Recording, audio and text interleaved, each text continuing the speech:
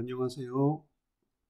이번 학기부터 디지털 공학을 강의하게 될 전작가 나종화 교수입니다.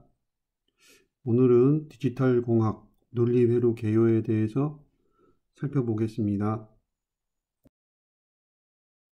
먼저 처음이니까 강의 소개 먼저 시작하겠습니다. 먼저 이 과목에 들어오신 것을 환영합니다. 이 과목은 하드웨어, 소프트웨어 엔지니어를 양성하는 것을 목적으로 하고 있고, 그 목적을 이루기 위해서 우리가 수립한 목표는 디지털 회로를 이해하고, 마지막으로 학기 말에는 커피 자동 판매기 또는 교통신호등, 사거리 신호등 회로를 설계하는 것을 목표로 하고 있습니다. 그 목표를 이루기 위해서 1단계로 조합회로, 2단계로 순서회로, 그 다음에 마지막에 3단계로 목표회로를 이해하고 설계하는 것을 강의하게 되겠습니다. 다음으로 강사 소개를 드리겠습니다. 제 이름은 나종화이고 항공전자 전공입니다. 저희 홈페이지는 구글에서 Dependable KAU를 입력하시면 Dependable Embedded System 고신뢰성 시스템 연구실로 들어오실 수 있습니다. 저희 사무실은 전자관 311호이고 연구실은 과학관과 연구동에 펼쳐 있습니다. 저희가 연구하는 분야는 드론, 항공, 자동차, 국방 등에 탑재되는 Safety Critical System, 이건 이제 처음 들어보셨을 텐데요. 우리가 이거를 안전 필수 시스템이라고 합니다. 한글로.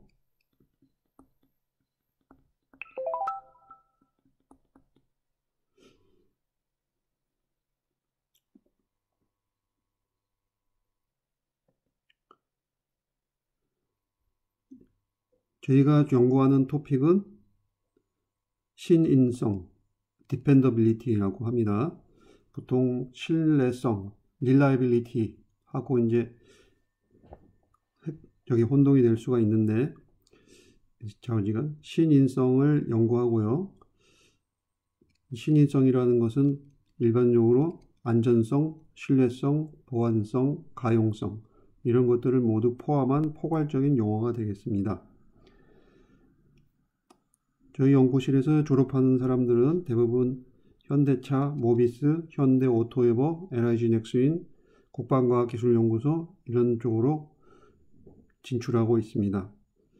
제가 담당하는 교과목은 1학년 때 학습하시는 기초공학 설계, 그 다음에 2학년 때 디지털공학, 3학년 때 마이크로 프로세서, 전자 하드웨어 설계 이런 과목을 담당하고, 대학원에서는 항공 소프트웨어 개발, 설계, 항공 하드웨어 설계, 고신뢰성 시스템, 결함 감내 시스템을 담당합니다.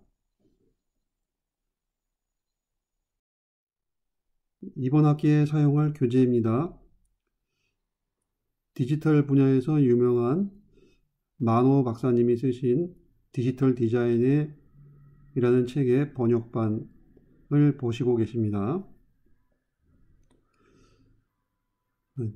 주로 숙제나 이런 것들을 이 책에서 내줄 거고, 이 디지털 분야에서는 클래식이라고 할 수 있는 교재가 되겠습니다. 이 도서를 여러분이 꾸준히 읽어주시기 바라겠습니다. 그 다음에 강의 슬라이드도 함께 제공이 됩니다. 추가적으로 여러분들이 저자 기억해 두실 유튜브 동영상 링크입니다. 처음에 나오는 로지심 이볼루션은 여러분들이 설계한 해석하거나 설계할 회로를 시뮬레이션하기 위한 도구로서 사용하게 될 스키매틱 시뮬레이터가 되겠습니다. 두 번째, 영국의 데렉 몰리라는 분이 만들어 놓은 사이트입니다. 그 다음에 시뮬레이터로 로지심 이외에도 쿼터스라는 툴을 써도 쓸 수도 있습니다. 이 툴을 사용하는 방법, 마지막으로 베릴로그 튜토리얼. 이번 학기에는 베릴로그를 강의하게 되겠습니다. 그래서 이러한 유튜브 동영상 링크를 저장해 두시고 시간 나시는 대로 접속하셔서 강의를 듣기를 바라겠습니다. 필요한 내용은 그때 다시 말씀드리도록 하겠습니다. 먼저 디지털 공학을 공부하는 이유를 살펴보도록 하겠습니다. 앞서서 이 과목의 목적과 목표에서도 말씀드렸지만 이 과목을 학습하는 이유는 디지털 회로를 이용한 유익한 기능을 제공하는 장치를 만들고 싶어서 만들려는 것이 주된 목적이 되겠습니다. 예를 들어서 여러분이 주변에서 보시는 디지털 시계, 스마트폰, 게임기 이런 것들 뿐만이 아니고 여러분이 타고 다니시는 자동차에, 항공기에, 의료 장비에, 각종 장비에 디지털 회로가 장착이 되어 있습니다. 그래서 그런 것들을 만드는 것이 저희가 추구하는 목표입니다.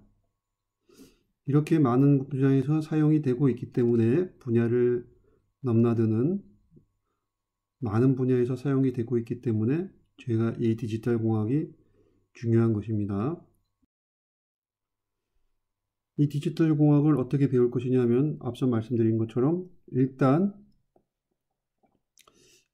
조합 회로를 라는 것을 배우고 그 다음에 중간 시험 이후에 순서 회로를 배우고 기말에는 자동 판매기 또는 사거리 신호등 이런 목표 회로를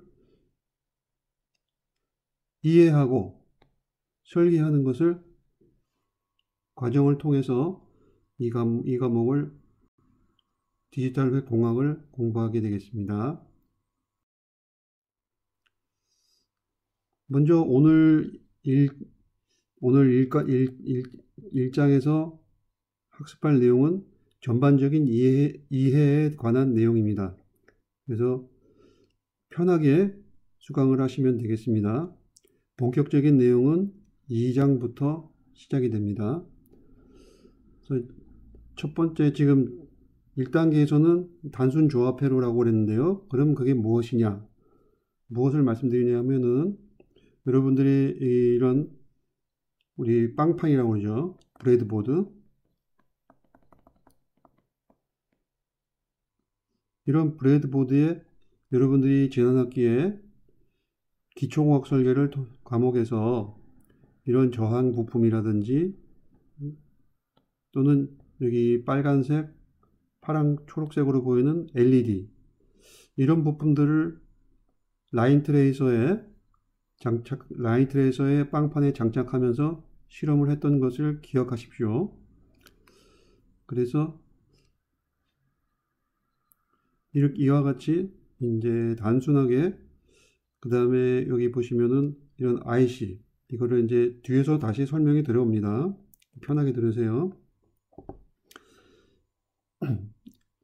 이 IC에 들어있는 이런 여러 가지 게이트들, 이런 AND 게이트, OR 게이트, 인버터 이런 것들을 이용하는 회로를 조합 회로라고 합니다. 1단계로는 이런 조합 회로를 이해하는 것을 목표로 하고요. 그 다음에 2단계로 넘어가게 되면은 이제 복합 회로가 이제 나오게 되는데 중요한 게 뭐냐면 메모리가 있게 되겠습니다. 이런 메모리 회로를 사용하는 방법을 배우게 되는데 메모리 회로는 우리 일상생활에서 필수적으로 사용되는 그런 그 부품이 되겠습니다. 이 메모리 부품이 들어있는 회로를 이제 순서 회로라고 하는데, 이런 회로들을 활용하는 방법을 학습하고요. 마지막에 이제 3단계에서 기말이 되면 이런 자동 판매기나 사거리 신호등, 지난 학기에는 이 사거리 신호등을 주로 이제 했었는데, 이제 이 사거리 신호등을 설계하는 방법, 그 다음에 이 과목은 이론 과목이기 때문에 제작까지는 하지 않지만 시뮬레이션 하는 과목. 그래서 이제 이 신호등을 설계, 영어로 하면은 이제 디자인이 되겠습니다. 디자이너 하죠. 설계하고, 이 설계한 것을 만들지는 못하지만 시험은 할 수 있어야 되기 때문에 시뮬레이션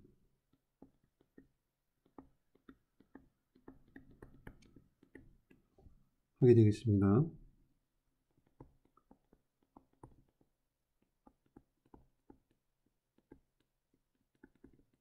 이 시뮬레이션이라고 하는 거는 이제 한글로 하면은 모의 시험 이라고 번역을 할 수 있는데요. 실제로 만들지는 않으면서 설계한 모든 기능, 설계에서 사용한 어떤 기능을 시험하게 해주는 그런 기술이 되겠습니다. 지금 이제 고등학교 때까지는 해당 사항이 없었겠지만, 이 시뮬레이션은 현대 ICT 기술의, 현대 전자 기술의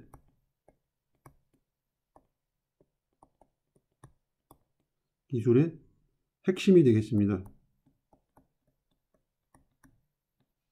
뭐 요즘에 사용하는 핵심 기술이라고 생각하시면 되겠습니다. 좀 시뮬레이션에 대해서는 뒤에서 다시 또 설명드립니다. 그래서 최종적으로 이 과목을 졸업하고 나중에 여러분이 필드에 나가시게 되면 이런 복잡한 회로를 설계하는 것을 이제 목표로 하고 있는 겁니다. 여기 보면 아이폰 S6인데 여기 배터리 있고, 여기가 메인 PCB, 여기에 센서, 카메라라든지 이런 무슨, 그 다음에 스피커, 이렇게 카메라, 센서, LCD 디스플레이, 터치 스크린 모듈, 이런 것들이 이제 연결된 회로를 제작할 때 그런 팀에서 여러분이 이제 같이 참여하는 엔지니어를 양성하는 것이 이 과목의 목표입니다. 또는 이제 이 그림은 독일 자동차 회사 복스바겐, 이런 회사의 유명한 제타 4인승 세단, 소형 세단인 중형급 세단인데 거기에 장착되는 전자회로가 되겠습니다. 이걸 우리가 뭐라고 하냐면 ECU, 일렉트로닉 컨트롤 유닛 해서 이 전자회로가 수십 개가 들어있어요. 이 전자회로를 보시면 여기 이제 CPU, 플래시, 메모리, 램칩, 요거는 또 메모리의 일종입니다. EEP롬, 그 다음에 여기는 컨트롤러, 파워칩, 이런 여러 가지 부품들이 장착돼서 현실에서 사용하고 있습니다. 요즘에 졸업생들이 제일 목표로 삼고 있는 현대차 계열 에서 이제 주로 생산하는 그런 부품이 되겠습니다. 이런 쪽에 관심이 있으신 분들은 다시 한번 살펴보십시오. 그러면은 그런 복스바겐 제타에 들어가는 ECU, 스마트폰에도 장착 들어가는 PCB 이런 것들을 이제 설계하는 건데요. 설계하는 게 목표인데요. 그럼 그런 것들을 어떻게 하느냐? 이제 말씀드린 것처럼 우리가 조합 회로를 이런 회로들은 조합 회로라고 하고 순서 회로로 우리가 부르는 이 회로로 만들어진 것을 이제 학습하게 되는 겁니다. 그래서 전반부의 조합 회로, 후반부의 순서 회로 이렇게 이제 이번 학기에 같이 학습하면서 이런 과목들을 만드는 기초 지식을 공부하게 되겠습니다. 그래서 오늘은 인문 클래스이기 때문에 이런 것들에서 이런 부품에 들어가 있는 기초 부품들이 무엇이냐, 이런 것들을 한번 살펴보려고 그래요. 그래서 입력 장치가 이제 처음에 필요하겠고, 사람이 이제 사용해야 되니까, 입력을 시키면은 이런 회로들이 어떤 기능을 수행을 해야 됩니다. 그래서 이제 수행할 기능 목록들이 나오게 되고, 기능을 수행하고 나면 결과를 사람한테 다시 보여줘야 되는데, 사람이 눈으로 볼 수 있거나 귀로 들을 수 있는 이런 출력물을 생성해 줘야 됩니다. 이제 이런 것들에 대해서 주로 이제 살펴보겠는데, 주로 이제 우리가 이제 처리 부분, 이 과목에서는 처리 부분을 이제 주로 학습하게 되겠습니다. 어떻게 필요한 기능들을 하드웨어로 처리하는지. 네, 처리하는 방법은 이제 크게 두 가지가 있을 수 있습니다. 하나는 하드웨어, 또 하나는 이제 소프트웨어. 이 과목은 하드웨어로 처리하는 방법을 학습하게 되겠습니다. 여러분은 소프트웨어는 주로 이제 프로그래밍 과목, 그 다음에 프로그래밍 과목 등을 통해서 처리하는 방법을 배우시게 됩니다. 자, 이 과목의 목차가 되겠습니다. 그래서 이제 여러분들이 지금은 여기 개요에 있고요. 다음 강의에서 논리회로의 일반적인 내용들을 학습하고, 그 다음에는 저희가 덧셈기, 뺄셈기 이런 연산기들을 공부하게 되겠습니다. 왜 덧셈기, 뺄셈기, 연산기들을 공부하냐면 우리가 덧셈이나 뺄셈은 이미 다 잘 알고 있어요. 왜냐? 여러분들이 뭐 어렸을 때부터 구구단 공부하고 더하기 공부하고 손가락을 이용을 해서 이런 십진수를 이용을 해서 덧셈 뺄셈을 오랫동안 해왔기 때문에 덧셈 뺄셈을 잘 알아요. 그렇기 때문에 여러분이 잘 알고 있는 것을 이용을 해서 디지털 공학을 공부하려고 교과 체계를 이렇게 변형을 시킨 겁니다. 그래서 이 체계는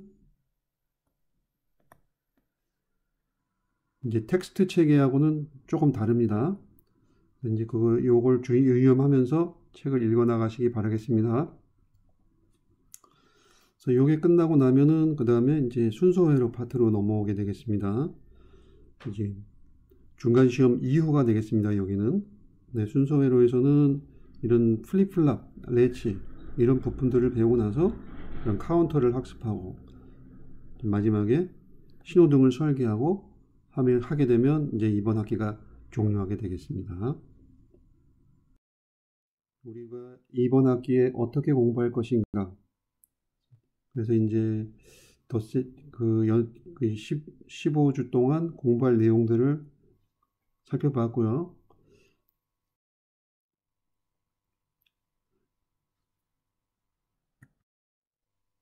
지금부터는 그렇게 할 수 있는 어떤 부품들이나 사용하는 부품들을 사용하는 방법, 그 다음에 아까 처음에 말씀드린 설계한 내용을 확인할 수 있는 시뮬레이션에 대해서 간략하게 살펴보도록 하겠습니다.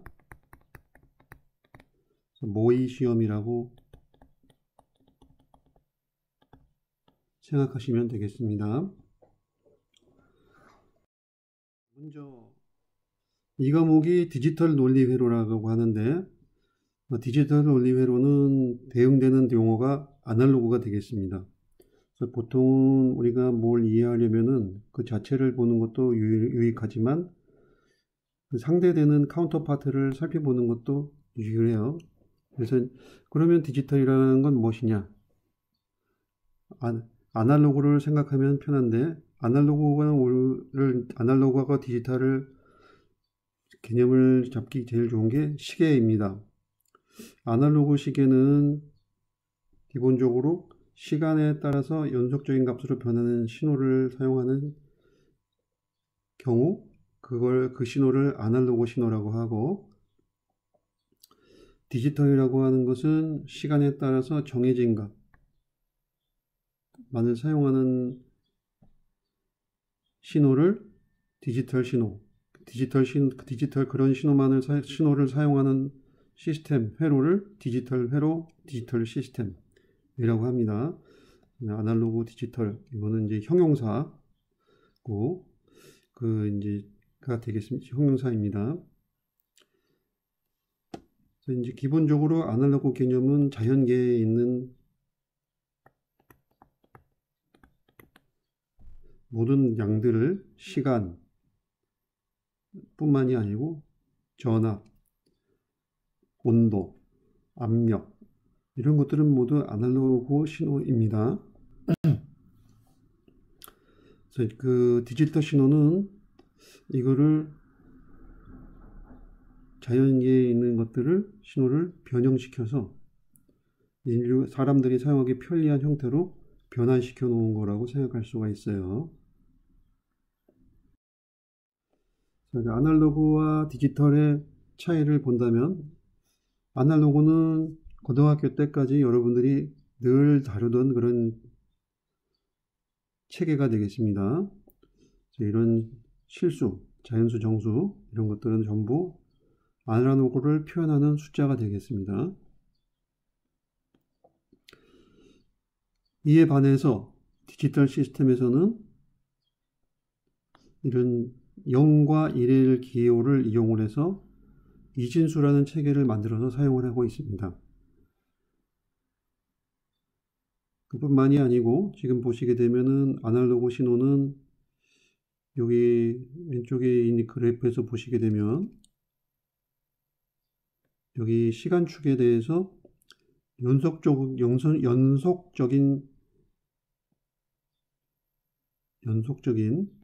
그런 양을 표현할 수 있는데, 디지털 시스템에서는 그렇게 할 수가 없어요. 여기 점선으로 표시된 이 부분들만 뽑아서 선택해서 숫자를 사용할 수가 있는 겁니다. 신호를 사용할 수가 있는 겁니다. 이게 이 차이가 아날로그와 디지털의 차이가 되겠습니다. 자세한 내용은 텍스트북을 참고하여 주시기 바랍니다.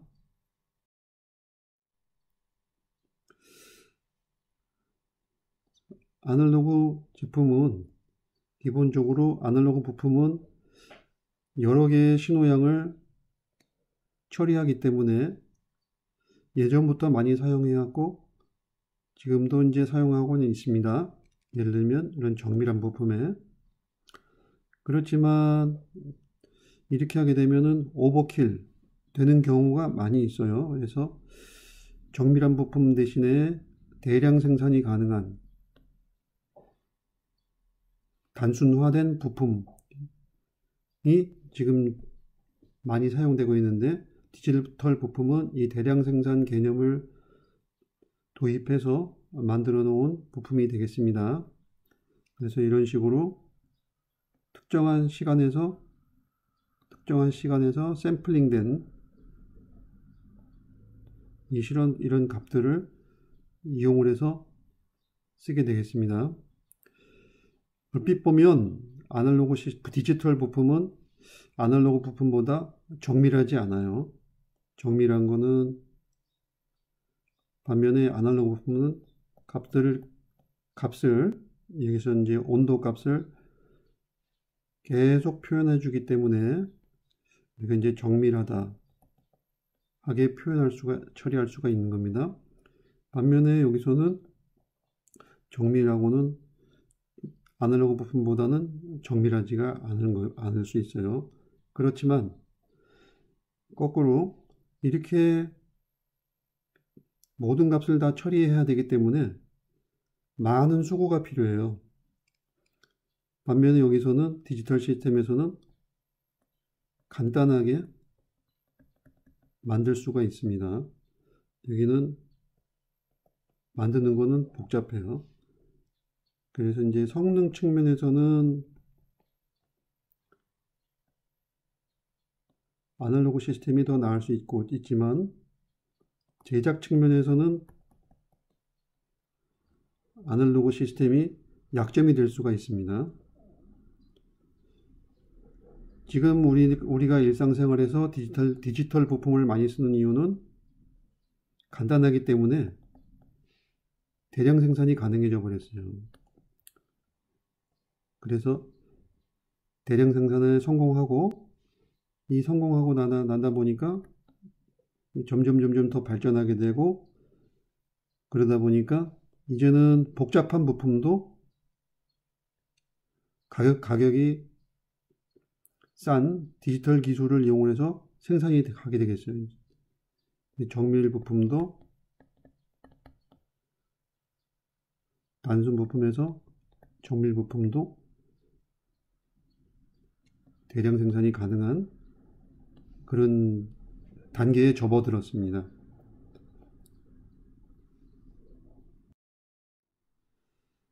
예를 들어 보면 아날로그 부품은 이런 식으로 이런 앰프, 이제 OP앰프라고 하는데요. 나중에 전자회로 3학년 과목에서 학습하시는 내용들이 되겠습니다.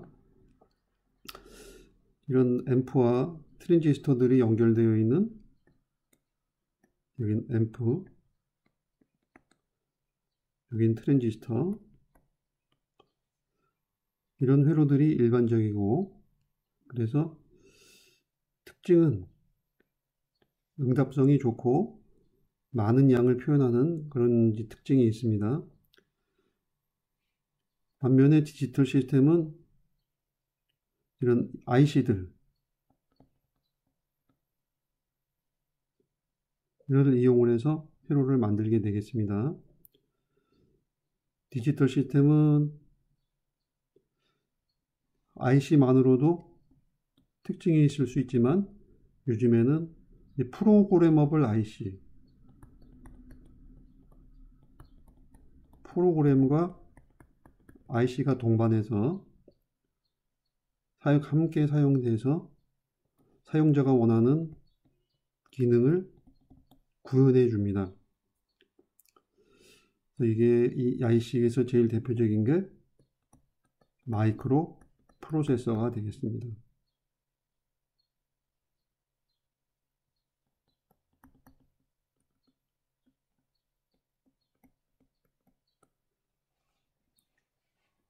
마이크로 프로세서에 프로그램을 연결시켜서 사용자가 원하는 다양한 복잡한 기능들을 수행을 하게 됨으로써 고객의 편의성을 고객이 편리하게 이런저런 기능들을 사용할 수 있게 해줍니다.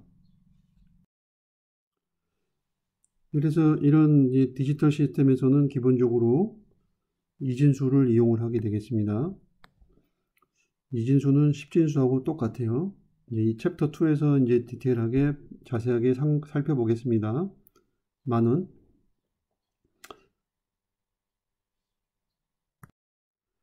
이 디지털 시스템을 다루려면 아날로그 시스템에서는 십진수를 이용을 하지만 디지털 시스템에서는 이진수를 사용하게 됩니다.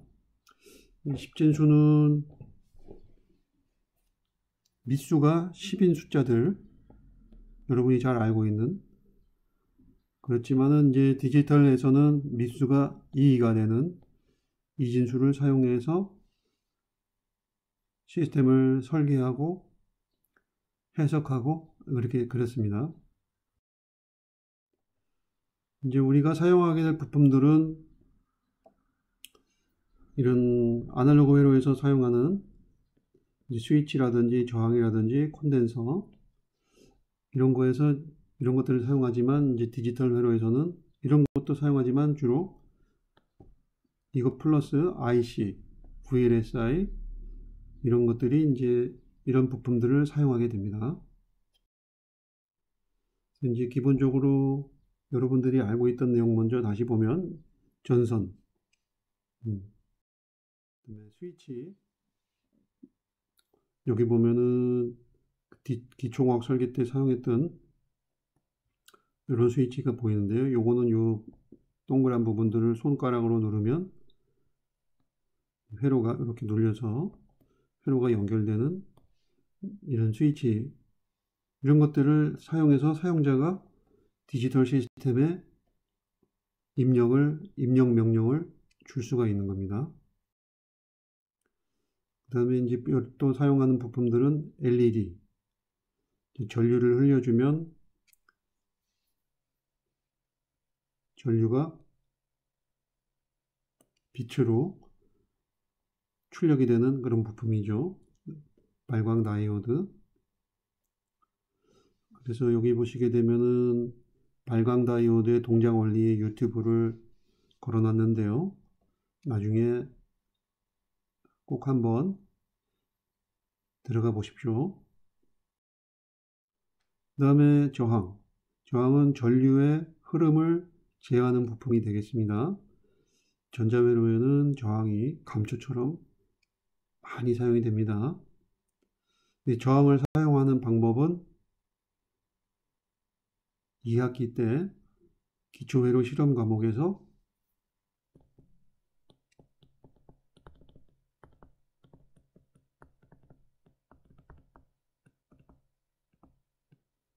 살펴보게 되겠습니다. 사용하게 되겠습니다.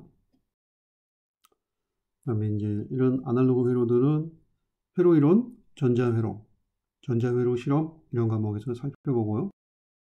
저희는 이 디지털 회로를 배우게 되겠습니다. 디지털 회로의 근본은 이제 다이오드하고 트랜지스터인데 이 과목에서는 이 다이오드하고 트랜지스터를 본격적으로 해석하지는 않고 그거는 이제 회로 이론, 전자회로 과목에서 다룰 내용이고요. 여기서는 이 다이오드하고 트랜지스터들이 직접화돼서 사용이 되는 IC, 인티그레이티드 서킷, 직접 회로에 대해서 를 이용하는 방법을 살펴보게 됩니다. 마찬가지로 트랜지스터의 기본적인 동작 원리들을 링크를 잡아놨습니다. 다이오드는 전류의 흐름을 통제하는 부품입니다. 발광 다이오드에서도 사용을 해 보셨는데 발광 다이오드에서는 전류가 흐를 때 빛이 나는 것은 부품이고요. 일반 다이오드는 발광 기능은 없고 단순하게 전류의 흐름만 통제하는 부품이 되겠습니다. 그래서 전류가 순방향으로 연결이 되면은 전류를 흘려주고 반대로 되게 되면 전류를 차단해서 연결을 끊어버리는, 여기는 연결이 되지만 연결이 막혀버리는, 연결을 차단하는 기능을 수행하는 부품입니다. 다음으로 중요한 건 트랜지스터인데요. 다이오드하고 비슷한 사촌관이라고 생각하시면 되는데 이런 외형을 가지고 있고 트랜지스터 내부를 보시게 되면 이런 식으로 이제 만들어져 있는데요. 여기는 기본적으로 마이크론, 나노미터 단위의 세계에서 정밀 가공을 한 부품이 되겠습니다. 전원부는 콜렉터, 접지부는 에미터, 이렇게 설명드립니다. 여기는 콜렉터, 여기는 에미터, 여기는 베이스처럼 이제 생각하시면 돼요. 이거는 뭐, 그래서 이제 베이스를 이용을 해서 전류의 흐름을 통제를 하는 겁니다.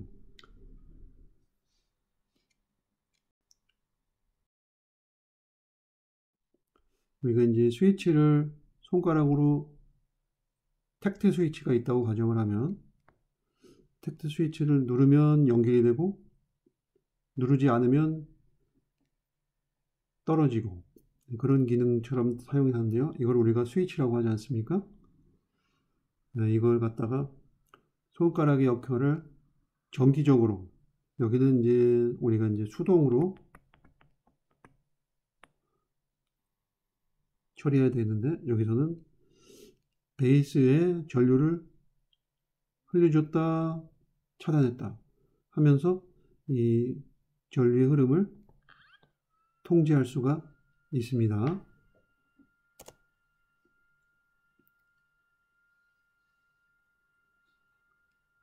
그래서 이제 트랜지스터 스위치를 이용한 간단한 회로를 이 슬라이드 아래쪽에 설명하고 있어요.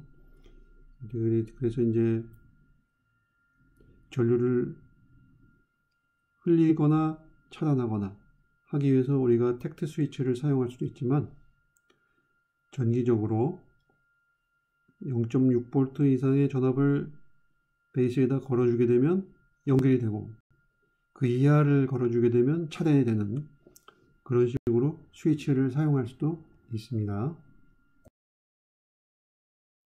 동작 원리 또 그림인데요. 넘어가겠습니다. 트랜지스터의 동작 원리에 대한 유튜브 설명을 걸어놨습니다. 동영상을 이용을 해서 동영상을 시청해 주십시오.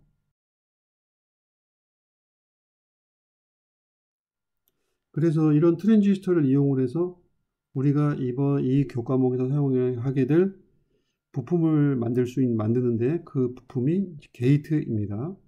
로직 게이트. 이 과목에서는 트랜지스터를 학습하기보다는 트랜지스터를 이용한 논리 게이트를 이용하는 방법을 학습하게 됩니다. 아시는 분도 계시겠지만 우리가 사용할 게이트는 3개, AND 게이트, OR 게이트, NOT 게이트 또는 인버터 이 3가지 부품을 이용을 해서 신호등을 만들 겁니다. 이제 이 AND 게이트하고 OR 게이트하고 인버터는 기본적으로 아까 앞서 보신 트랜지스터 스위치를 이용을 해서 만들게 되겠습니다. AND 게이트는 트랜지스터를 직렬로 이렇게 연결해주고 연결을 하게 되겠습니다. 그래서 하는 예를 보게 되면 이런 구성에서 트랜지스터가 A하고 직렬 구성해서 A하고 B에다가 동시에 눌러줬을 때 여기에 1 동시에 전원을 걸어줬을 때만 이 VCC에 있는 전류가 끝까지 흐를 수가 있어요. 끝까지 흐를 때 이 출력에 전류가 여기서 흘러서 전압이 걸려서 출력이 1이 되는 겁니다. 만약에 중간에 어느 한 군데서 여기가 차단된다 그러면 여기도 같이 차단해야 되고 그럼 전류가 흐르지 않기 때문에 이 값은 0이 되는 거죠. 반면에 OR 게이트는 잘 보시면은 병렬로 연결이 되어 있습니다. 이렇게 하나하고 다른 펫으로 이렇게 하나. 그래서 이런 구성으로 되어 있기 때문에 이 경우에는 A하고 B에 어느 한 곳에만 1이 입력이 되면 전류가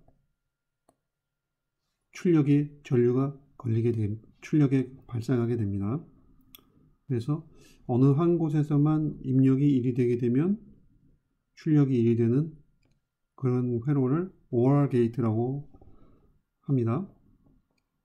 마지막으로 인버터는 입력이 반대되니까 출력이 걸리는 그런 경우가 되겠습니다. 예를 들어서 입력에 아무 전압이 걸리지 않게 되면 그러면은 출력에는 VCC가 그대로 걸리게 됩니다.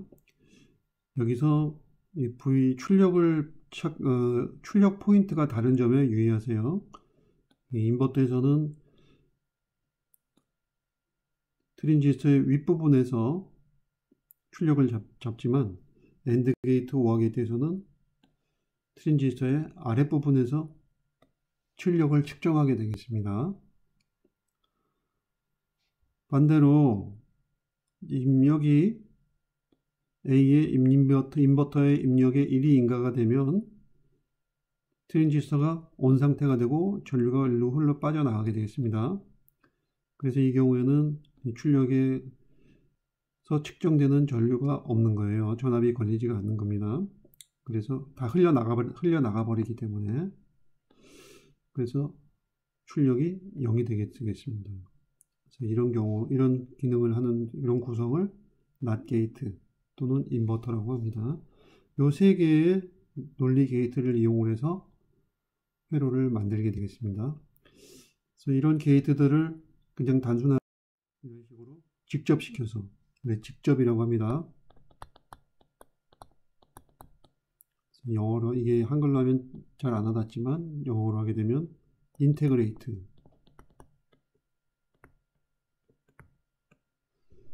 무슨 말이냐면 단위 공간에 여러 개를 갖다가 많이 넣는다는 그런 뜻입니다. 직접 간접, 다이렉트, 인다이렉트 이게 아니고 인테그레이트. 그래서 여기 이 IC가 직접 회로라고 하잖아요. 그래서 이게 바로 그 직접의 직접입니다. 서킷은 회로. 여기 있는 건 전부 다 회로니까 회로가 되겠습니다. 직접 회로. 그래서 이제 우리가 트랜지스터를 직접 사용하는 게 아니고 우리가 여러 개의 많은 복잡한 기능들을 수행하고 싶으니까 단순히 전류를 흘렸다 안 흘렸다 이런 것도 의미가 있지만 소비자들은 복잡한 기능들을 원해요. 그래서 그런 기능들을 원하는 것을 해결해 주기 위해서 여러 개의 기능이 들어있는 복잡한 기능을 수행할 수 있는 부품이 필요한데 그 부품이 IC가 되고 이거보다 더 복잡한 부품이 large scale LSI가 되는 겁니다. large scale integration이 된 회로. 그 다음에 이제 여러분이 4학년에 배우실 고직접 회로는 very large scale integrated VLSI가 되겠습니다. 그래서 이제 지금은 VLSI나 LSI가 아닌 인테그레이트 서킷을 이제 보시고 계신데요. 앞서 보신 AND 게이트, OR 게이트, 인버터를 이렇게 쓰기 좋게 4개씩 4개에서 여기 쿼드라고 되어 있는데 4개가 들어 있습니다. 그래서 1번, 2번, 3번, 4번 쿼드 4개의 2인풋 AND 게이트 보통 이제 4 곱하기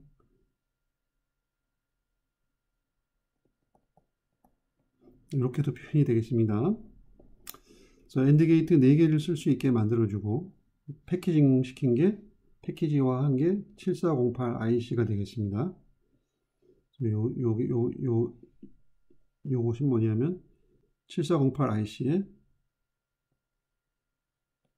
블록도가 되겠습니다. 그 다음에 OR 게이트는 7432 IC가 제시가 되고 그 다음에 인버터는 7404 IC가 되겠습니다.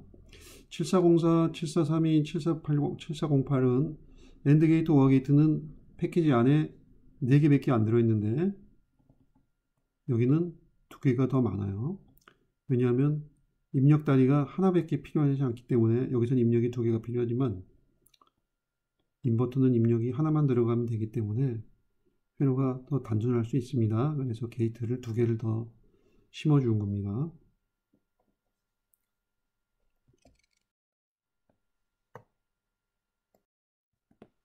이런 트랜지스터를 여러 개 모아서 만든 게이트들을 이용하는 그런 회로들에 대한 비디오를 여기 유튜브에 또 만들어 놨습니다. 한번 들어가서 보십시오. 여기서 보시면 요게 이제 요게 아까 보신 그 7408 IC의 내부 회로도가 되겠습니다. 이 회로도하고 요거는 그 칩 실물이 되겠습니다. 이 IC를 사용하는 방법을 여기 유튜브에서 링크해 온 것이 되겠습니다. 기본적으로 우리가 사용할 논리 게이트는 뒤에서 다시 이건 학습할 거예요. 오늘 내용은 굉장히 광범위한데 부담 없이 시청하시면 되겠습니다. 엔드 게이트, 오어 게이트, 인버터를 이용해서 우리가 신호등을 만드는 방법을 학습할 겁니다. 그래서 이제 그렇게 하기 위해서 우리가 이제 제조 7408 IC나 7432, 7404 이런 것들을 이용해서 만들기도 하겠지만 우리는 이제 만드는 것보다는 이제 설계하는 거에 이제 관심이 있습니다. 이 과목에서는 설계하는 과목입니다. 그래서 이제 이런 설계하기 위해서 논리식, 진리표 이런 것들을 이용을 해서 설계를 하게 되겠습니다. 그래서 엔드 게이트를 논리식으로 표현하는 게 중요한데 엔드 게이트는 논리 곱 여기 이제 점 또는 이렇게 생략하기도 합니다. 오와 논리 연산은 더와 덧셈으로 표현하고 낫 연산은 프라임 또는 바. 여기는 이제 프라임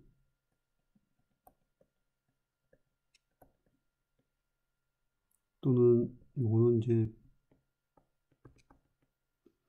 바. 이렇게 이제 이걸로 기호로 표현을 합니다.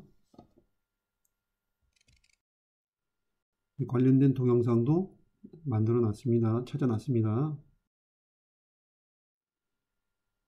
이러한 디지털 회로를 이렇게 이제 이런 부품들을 이용해서 디지털 회로를 만들면 우리가 만들 때 이제 입력이 잘 들어갔나 혹은 기능을 잘 수행해서 출력이 잘 나왔는지 이런 것들을 확인하는 절차가 필요한데 그때는 이제 어떤 이런 멀티미터라든지 오실로스코프라든지 이런 부품들을 이용을 해서 측정을 하게 되겠습니다. 전압과 전류를. 요거는 2학기 때 기초공학 실험 과목에서 학습할 내용인데 여기서 그냥 미리 본다 생각하십시오. 멀티미터 사진입니다.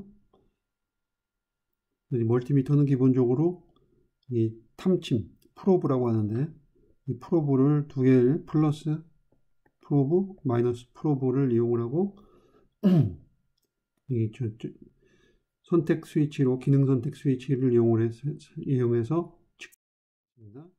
예를 들면 이제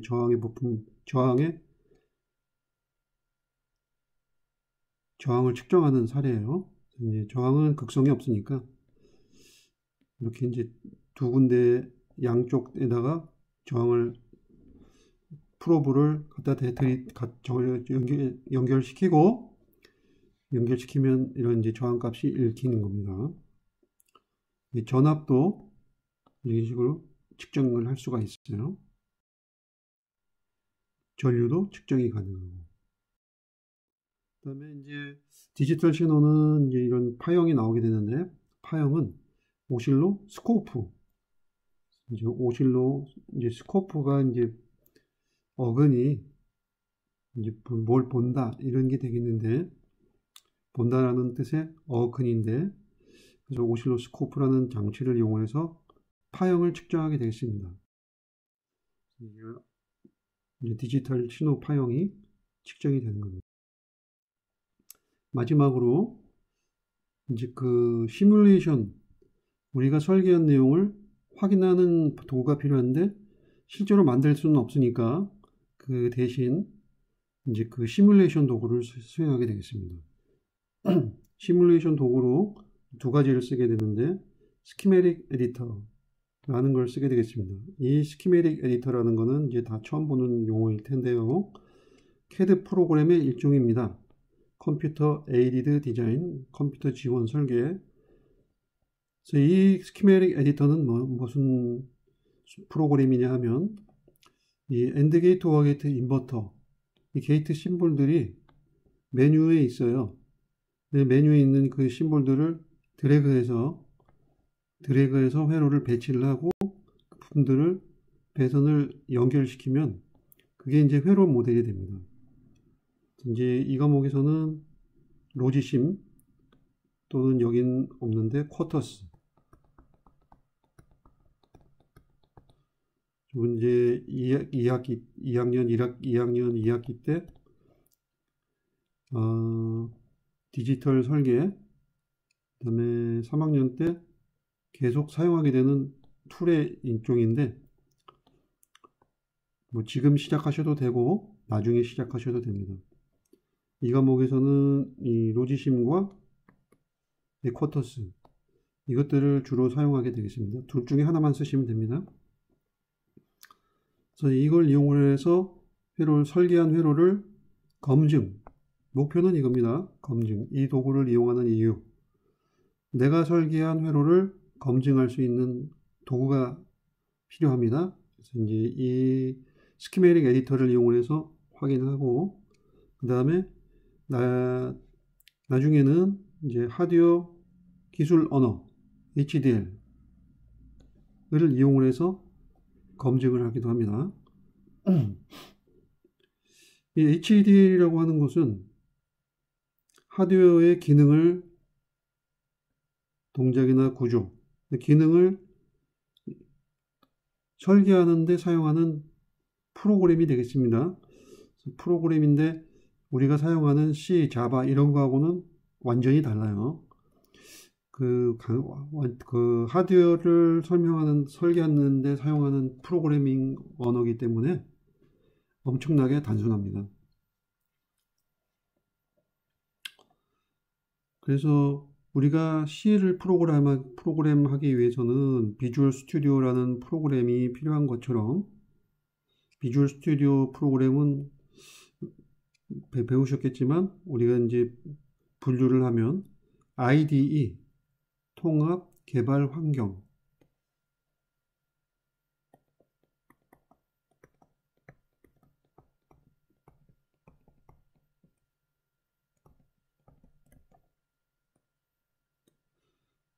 비주얼 스튜디오 개발 IDE에서 C 프로그램을 개발했는데 여기서도 마찬가지로 그런 역할을 하는 프로그램이 필요해요. 그걸 우리가 총괄해 가지고 EDA라고 하는데 요게 이 일렉트로닉 디자인 오토메이션 이라고 합니다. 그래서 EDA 툴을 이용해서 베릴로그 프로그램을 작성하게 됩니다. 이 베릴로그 이런 EDA 프로그램은 뭐가 있냐면은 이카루스나 모델심 이런 프로그램들을 이용해서 개발을 합니다. 참고로 EDA는 포괄적인 용어여서 위에 있는 쿼터스나 멀티심, 오아캐드, 로지심도 EDA에 포함이 됩니다.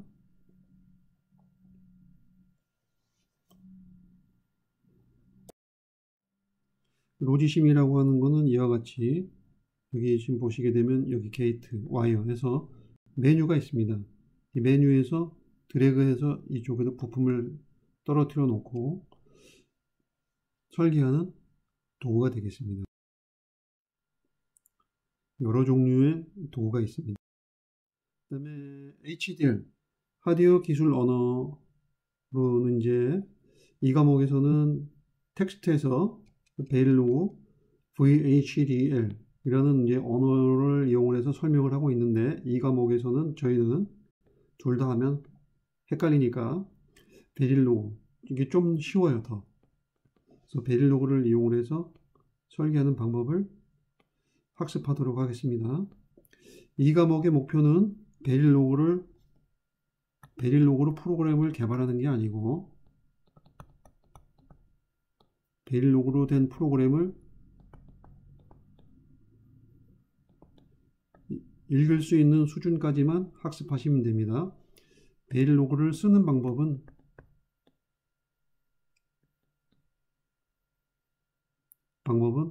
2학년 2학기 때 디지털 설계 과목이 따로 있습니다.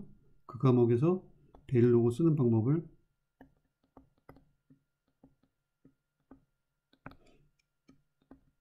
학습하시면 되겠습니다. 그럼 이걸 왜 하느냐? 이걸 왜 하냐 하면은 전자에서 많이 중요한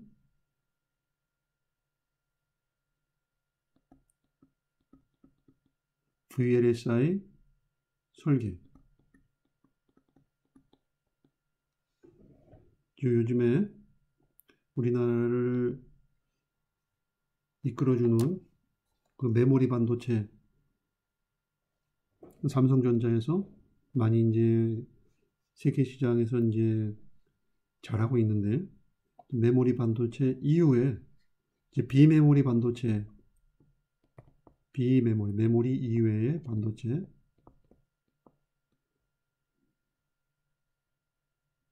비메모리 반도체를 만들어야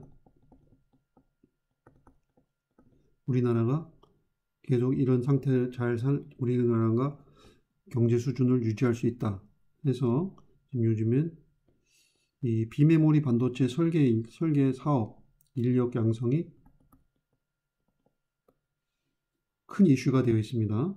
이제 이 VLSI 설계는 여러분의 이제 플랜에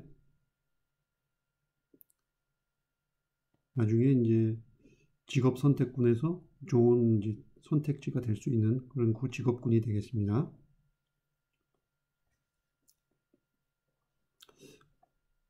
이 베릴로그를 이용해서 논리회로를 개발하고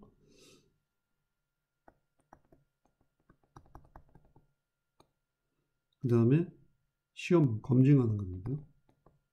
시뮬레이션 모의 실험을 수행해서 검증을 하고 그 다음에 이제 회로를 제작 전 수준으로 합성을 하는 겁니다. 이제 제작이라고 보시면 되겠습니다. 설계도 바로 직전, 제작하기 바로 직전 단계에 설계도까지 만들게 되겠습니다. 그래서 이 HDL이 중요한 이유는 뭐냐면 기능이 복잡해졌기 때문에 스키매틱으로는 할 수가 없는 그런 것들도 다 복잡한 기능, 스키매틱으로는 만들 수 없는 복잡한 회로를 전부 HDL로 하고 있습니다, 지금. 그래서 여러분이 졸업하셔서 필드에 나가실 때는 더 복잡해져 있을 텐데, 그래서 이제 HDL을 잘 쓰시면 캐리어 플래닝에 굉장히 유리합니다. 베릴로그 엑셀, NC베릴로그, VCS, 모델신 이런 여러 종류가 있고 오픈 소스도 여러 개 있습니다. 요건 이제 HDL 스냅샷인데 나중에 이제 자세하게 설명해 드리도록 하겠습니다. 여기 이제 EDA 툴 프로그램이 되겠습니다. 옆에 보시면은 비주얼 스튜디오하고 조금 닮아 있어요. 이건 디지털 회로이기 때문에 이런 식으로 디지털 파형을 보고 원하는 기능이 구현이 됐는지 아닌지 오류가 있는지 없는지 확인을 할 수 있겠습니다. 자, 수고하셨습니다. 그래서 오늘 배운 내용은 우리 과목의 전반적인 로드맵이 되겠습니다. 이제 아날로그 부품들도 있고 디지털 부품들도 있고 이런 회로 신호들이 전류가 제대로 흘러갔는지 측정하는 장비들도 살펴봤고 설계 검증 도구, 스키매틱 에디터, 베릴로그 HDL 대해서 살펴봤는데 이 내용들은 앞으로 2장부터 15장까지 넘어가면서 상세하게 이 내용들을 살펴보도록 하겠습니다. 오늘 수고 많이 하셨습니다.